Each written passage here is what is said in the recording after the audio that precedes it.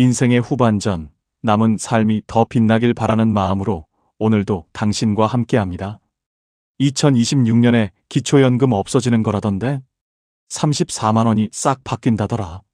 이런 말 요즘 여기저기서 소문처럼 들리죠? 어디서는 폐지라고 하고 어디서는 40만 원으로 오른다고 하고 유튜브 카톡방 정보까지 섞이다 보니 정작 무엇이 사실인지 헷갈리셨을 겁니다. 노후 정책과 돈 이야기는 복잡하다고 미루기 쉽죠. 그래서 오늘은 그 중에서도 가장 오해가 많은 제도, 기초연금을 정확하게 정리해드리겠습니다. 오늘 영상은 약속드립니다.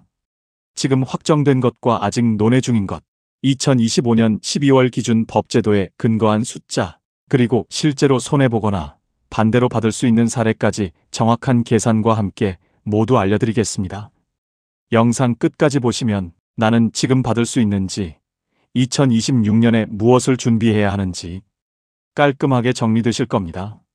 도움이 되신다면 구독과 좋아요 눌러주시면 앞으로도 노후 정책과 연금 정보를 가장 먼저, 가장 정확하게 전해드리겠습니다.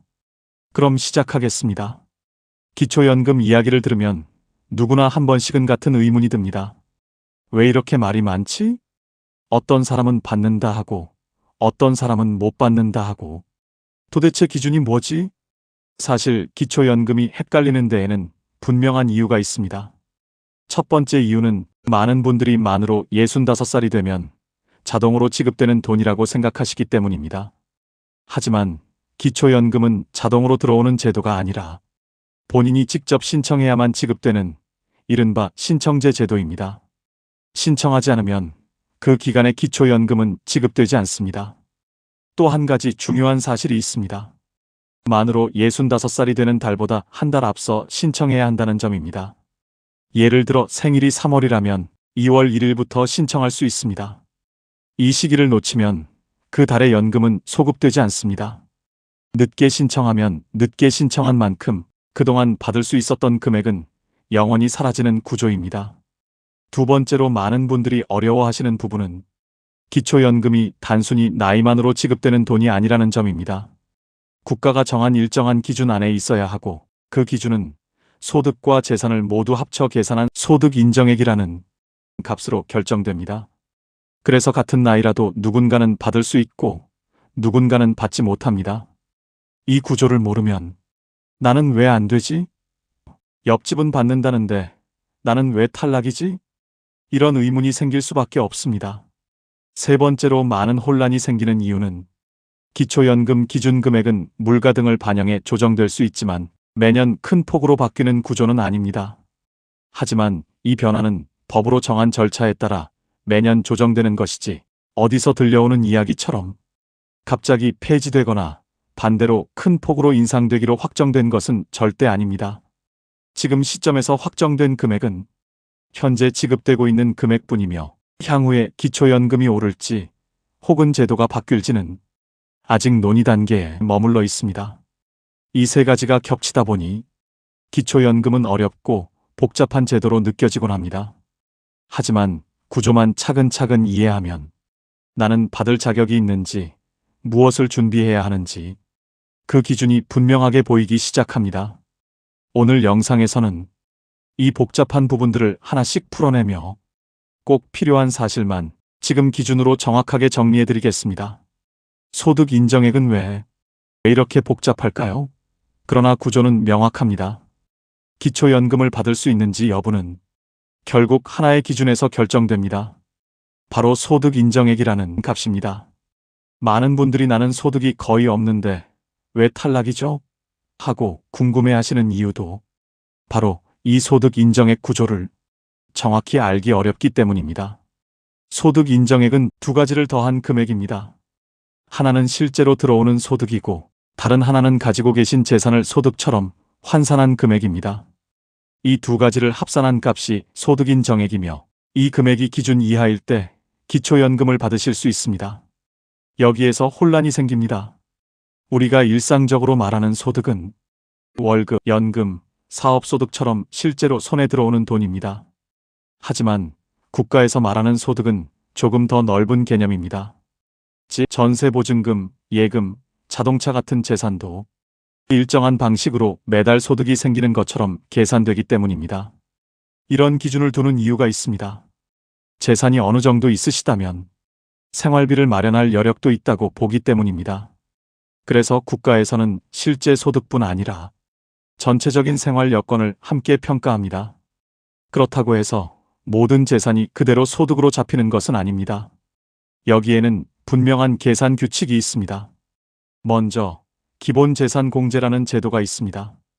대도시는 1억 3,500만 원, 중소도시는 8,500만 원, 농어촌은 7,250만 원까지는 생활을 위해 필요한 재산으로 인정하여 소득으로 계산하지 않습니다. 따라서 집을 한 채 가지고 계시다고 해서 바로 불리해지는 것은 아닙니다. 기본재산공제를 뺀 금액이 있을 때만 그 금액에 연 4%를 적용하고 그 연간 금액을 12개월로 나누어 매달 소득처럼 계산합니다. 표현은 복잡하지만 원리는 단순합니다. 여유 재산이 어느 정도인지를 월 단위로 나누어 보는 것입니다. 예금도 같은 방식입니다. 다만 금융재산에는 2천만 원의 기본공제가 따로 적용됩니다. 이 금액을 뺀 나머지만 환산 대상이기 때문에 예금이 조금 있다고 해서 바로 불이익이 생기는 것은 아닙니다. 자동차 역시 재산에 포함되지만 가액이 4천만 원을 넘는 경우에만 고급차로 분류됩니다. 이 경우에는 일반 재산보다 훨씬 엄격한 기준이 적용됩니다. 이 기준은 이미 시행 중인 사실이며 2025년 현재 기준으로 확정된 내용입니다. 결국 소득 인정액이라는 것은 실제로 들어오는 돈과 재산을 기준으로 계산된 생활 여력을 합쳐서 판단하는 구조입니다. 구조는 단순하지만 계산 과정이 복잡하다 보니 많은 분들이 어려움을 겪으십니다.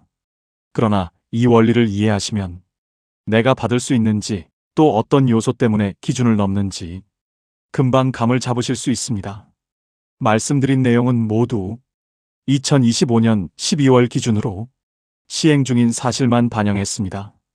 이 기준을 정확히 아시면 기초연금을 받기 위한 준비가 훨씬 명확해지실 것입니다. 이제 다음 장에서는 이 기준이 실제 생활에 어떻게 적용되는지 정확한 계산을 포함한 3가지 실제 사례를 통해 설명해 드리겠습니다. 김명자님은 올해 72이 되셨습니다. 중소도시에 사시며 요즘 가장 고민이 되는 건 내가 가진 재산으로 기초연금을 받을 수 있을까? 하는 문제였습니다. 집도 있고 예금도 있다 보니 스스로 나는 안 될 거야 하고 단정하곤 하셨습니다. 하지만 기초연금은 재산을 그대로 보지 않습니다. 정해진 방식으로 계산했을 때 얼마나 소득으로 환산되느냐가 핵심입니다. 그래서 명자님의 실제 계산을 하나씩 따라가 보겠습니다. 명자님이 가진 재산은 3가지였습니다. 공시가격 2억 8천만 원 정도 되는 아파트 한 채, 예금 2억 원, 그리고 국민연금 55만 원을 받고 계십니다. 명자님은 중소도시에 사시기 때문에 집값에서는 8,500만 원을 먼저 빼게 됩니다. 공시가격 2억 8천만 원에서 이 금액을 빼면 남는 금액은 1억 9,500만 원입니다. 이 금액을 매달 소득처럼 계산하려면 먼저 4%를 적용한 뒤 다시 12개월로 나누게 됩니다. 계산식으로 적으면 이렇게 됩니다. 1억 9,500만 원 곱하기 4% 나누기 12. 이 결과는 한 달 기준으로 약 65만 원 정도가 됩니다. 즉 명자님의 집은 기초연금 산정에서 월 65만 원의 소득으로 반영되는 것입니다. 예금도 같은 방식입니다. 전체 예금 2억 원에서 금융재산공제 2천만 원을 빼면 남는 금액은 1억 8천만 원입니다. 이 금액도 똑같이 1억 8천만 원 곱하기 4% 나누기 12. 이 방식으로 계산합니다. 이 결과는 월 기준으로 약 60만 원 정도가 됩니다. 여기에 실제로 받고 계신 국민연금 55만 원을 더하면 명자님의 최종 소득 인정액은 한 달에 약 180만 원 정도가 됩니다. 기초연금을 받기 위한 단독가구 기준은 228만 원 이하입니다. 명자님은 기준보다 훨씬 낮은 180만 원대이기 때문에 물론 기초연금을 받을 수 있는 상황입니다. 명자님은 그동안 나는 집도 있고 예금도 많은데 당연히 안 되겠지 라고 생각하셨지만 정확한 계산은 오히려 그 반대였습니다. 기초연금은 재산을 있는 그대로 보지 않고 정해진 공식대로 환산한 뒤 판단하기 때문에 이처럼 실제로는 기준 안에 들어오는 경우가 많습니다. 혹시 여러분도 스스로 이 정도 재산이면 못 받겠지 하고 단정하고 계셨다면 명자님의 사례가 도움이 되실 겁니다. 생각보다 많은 분들이 정확한 계산을 해보면 기준 안쪽에 들어오고 기초연금을 충분히 받을 수 있습니다. 68세 김정호님은 대도시에 혼자 거주하고 계십니다. 겉으로 보기에는 평범한 노후처럼 보였고 본인 역시 생활이 빠듯하다고 느끼며 지내오셨습니다. 김정호님이 보유한 재산과 소득 구조는 다음과 같았습니다. 공시가격 기준 약 5억 원의 아파트 한 채, 예금 1억 5천만 원, 보험 개발원 기준 차량 기준가액 4,200만 원의 승용차 한 대, 그리고 국민연금으로 매달 80만 원을 받고 계셨습니다. 본인이 체감하는 생활비 흐름과 제도에서 계산하는 기준이 전혀 다르다는 점이었습니다. 그래서 실제로 어떤 방식으로 판단되는지 계산 과정을 하나씩 살펴보게 되었습니다. 먼저 주택입니다. 대도시에 거주하는 경우 주택에는 기본재산공제 1억 3,500만 원이 적용됩니다. 공시가격 5억 원에서 이 금액을 빼면 3억 6,500만 원이 남습니다. 이 금액은 연 4%를 적용한 뒤 12개월로 나누어 소득처럼 환산됩니다. 3억 6,500만 원 곱하기 4% 나누기 12, 약 121만 6,666원. 즉, 주택 한 채로 인해 매달 약 121만 7천 원의 소득이 있는 것으로 계산됩니다. 다음은 예금입니다. 금융재산에는 기본공제 2천만 원이 적용됩니다. 예금 1억 5천만 원에서 이를 제외하면 환산 대상 금액은 1억 3천만 원입니다. 이 역시 같은 방식으로 계산합니다. 1억 3천만 원 곱하기 4% 나누기 12, 약 43만 3천 원. 예금으로 인해 한 달에 약 43만 3천 원의 소득이 추가됩니다. 이제 차량입니다. 김정호님의 차량은 보험개발원 기준 차량 기준가액이 4,200만 원으로 현행 기준에서 일반 주택 예금과는 다른 방식으로 계산됩니다. 이 경우에는 기본재산공제를 적용하지 않고 차량 가액 전액을 그대로 소득으로 환산합니다. 4,200만 원 곱하기 4% 나누기 12, 약 14만 원. 차량으로 인해 매달 14만 원의 소득이 더해집니다. 이제 재산에서 계산된 금액을 모두 합해보면 주택에서 약 121만 7천 원, 예금에서 약 43만 3천 원, 차량에서 14만 원이 반영됩니다. 재산으로 환산된 소득만 해도 한 달에 약 179만 원 수준입니다. 여기에 국민연금 월 80만 원이 그대로 더해집니다. 그 결과 68세 김정호님의 최종 소득 인정액은 179만 원 더하기 80만 원, 약 259만 원이 됩니다. 기초연금 단독가구 기준선은 월 소득 인정액 228만 원 이하입니다. 김정호님의 경우 생활비가 넉넉해서가 아니라 보유한 재산이 정해진 방식으로 환산되면서 기준을 명확하게 초과하게 된 것입니다. 이처럼 기초연금은 실제로 얼마를 쓰느냐가 아니라 제도상 어떻게 계산되느냐로 결정됩니다. 그래서 김정호님처럼 체감상 여유가 없더라도 기초연금 대상에서 제외되는 사례가 발생하게 됩니다. 69세 박순자님은 중소도시에 혼자 살고 계십니다. 국민연금도 없고 따로 벌어들이는 소득도 없습니다. 그래서 본인은 당연히 기초연금을 받을 수 있을 거라고 생각하셨습니다. 박순자님이 살고 있는 아파트의 공시가격은 4억 5천만 원입니다. 그리고 문제가 된 건 통장 하나였습니다. 아들이 전세보증금 일부를 잠시 맡기면서 통장에 4억 원이 들어와 있었습니다. 박순자님은 이렇게 생각하셨습니다. 이건 내 돈이 아니고 곧 돌려줄 돈인데 괜찮겠지. 하지만 기초연금 심사에서는 통장에 있는 돈은 전부 본인 금융재산으로 계산합니다. 제도상 심사에서는 개인적인 사정이나 사용 목적과 무관하게 통장에 있는 금액이 그대로 반영됩니다. 이제 실제 계산을 해보겠습니다. 먼저 주택입니다. 중소도시에 거주하는 경우 주택에는 기본재산공제 8,500만 원이 적용됩니다. 공시가격 4억 5천만 원에서 8,500만 원을 빼면 3억 6,500만 원이 남습니다. 이 금액을 소득으로 환산합니다. 3억 6,500만 원 곱하기 4% 나누기 12, 월 약 121만 7천 원. 다음은 예금입니다. 금융재산에는 기본공제 2천만 원이 적용됩니다. 통장 잔액 4억 원에서 2천만 원을 빼면 3억 8천만 원이 남습니다. 이 금액을 같은 방식으로 계산하면 3억 8천만 원 곱하기 4% 나누기 12, 월 약 126만 7천 원. 이제 두 금액을 합칩니다. 주택에서 환산된 금액이 약 121만 7천 원, 예금에서 환산된 금액이 약 126만 7천 원. 둘을 더하면 월 소득 인정액은 약 248만 원이 됩니다. 단독가구 기초연금 기준선은 월 228만 원 이하입니다. 박순자님의 소득 인정액은 이 기준을 명확하게 초과합니다. 실제로 쓰는 돈이 많아서가 아닙니다. 월급이나 연금이 있어서도 아닙니다.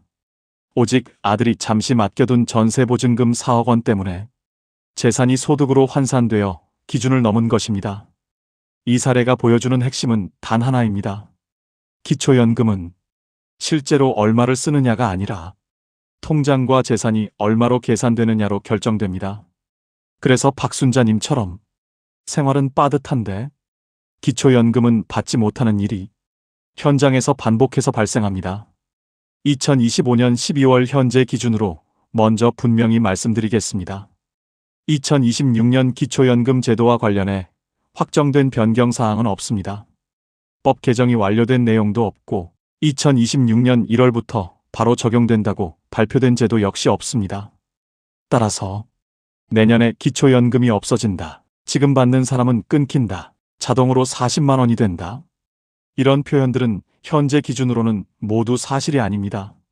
다만 여기서 한 가지는 분명히 구분할 필요가 있습니다. 확정된 제도 변화는 없지만 정책 검토와 연구는 계속 진행되고 있을 뿐이라는 점입니다. 실제로 정부 부처와 국회, 그리고 여러 공공연구기관에서는 기초연금 제도 전반에 대해 중장기적인 검토 과제를 꾸준히 다루고 있습니다. 이 과정에서 반복적으로 언급되는 주제들은 다음과 같습니다. 먼저 기초연금이 노후 소득 보장에 얼마나 충분한 역할을 하고 있는지에 대한 점검입니다. 현재 지급 수준이 생활비에 비해 충분한지, 그리고 저소득 노인층에게 실질적인 도움이 되고 있는지에 대한 분석 연구가 진행되고 있습니다.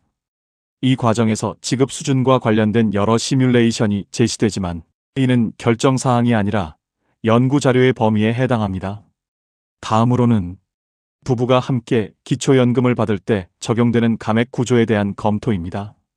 현재 제도가 적절한지 혹은 제도 취지에 맞는지에 대한 문제 제기와 분석이 계속 이루어지고 있을 뿐 감액 방식이 바뀌기로 확정된 사실은 없습니다.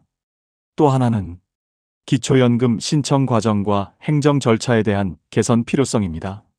신청 시기를 놓치거나 제도를 몰라서 받지 못하는 사례가 존재한다는 점은 공식 통계와 보고서에서도 확인되는 사실입니다.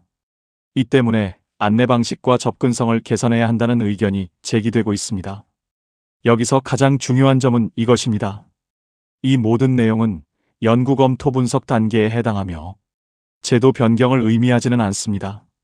기초연금 제도가 실제로 바뀌려면 예산 편성, 관련 법률 개정, 국회 심의와 통과, 시행령 정비라는 절차를 반드시 거쳐야 합니다.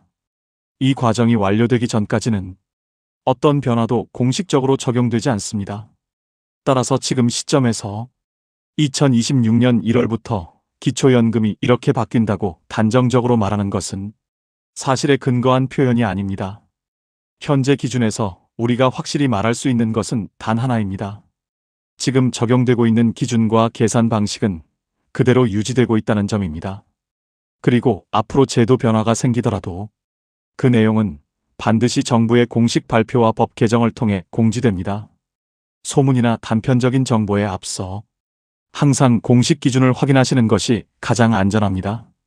기초연금과 관련해 지금 우리가 할 수 있는 가장 중요한 일은 미래의 변화에 대비하는 것이 아니라 현재 기준을 정확히 지키는 것입니다. 먼저 만 65세 기준일과 신청 시점을 정확히 확인하셔야 합니다. 기초연금은 자동 지급이 아닙니다. 반드시 본인이 직접 신청해야 하며 만 65세가 되는 달의 한 달 전부터 신청이 가능합니다. 이 시기를 놓치면 그 달의 연금은 소급 지급되지 않습니다. 달력에 생일과 신청 가능일을 함께 표시해 두는 것만으로도 불필요한 손해를 막을 수 있습니다. 다음으로 앞으로 6개월에서 1년 사이의 금융 변동을 점검하셔야 합니다. 기초연금 심사는 신청 시점의 재산과 소득을 기준으로 이루어집니다. 따라서 전세보증금 이동, 목돈 입금, 보험 만기금 수령 같은 일정이 있다면 심사 시점과 겹치는지 반드시 확인하셔야 합니다.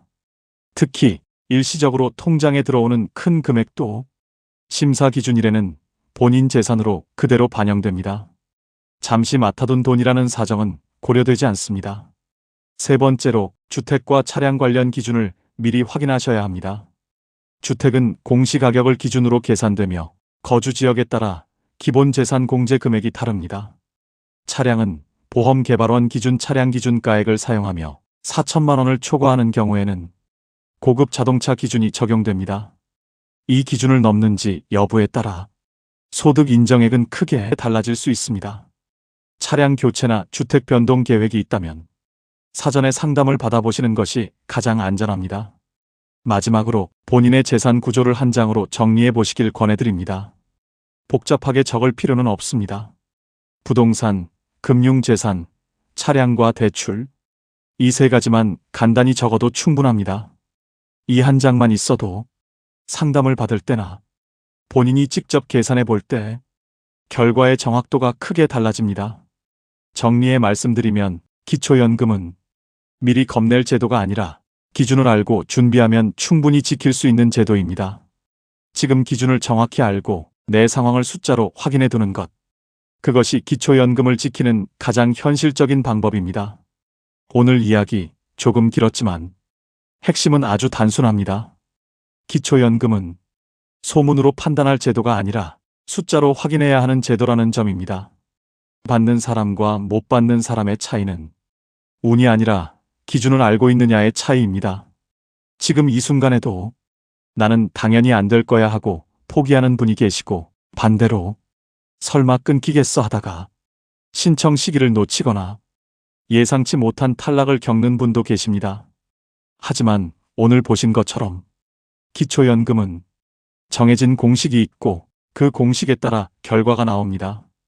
현재 기준을 정확히 알고 내 상황을 숫자로 한 번만 정리해보면 불필요한 걱정은 줄어들고 준비해야 할 것도 분명해집니다.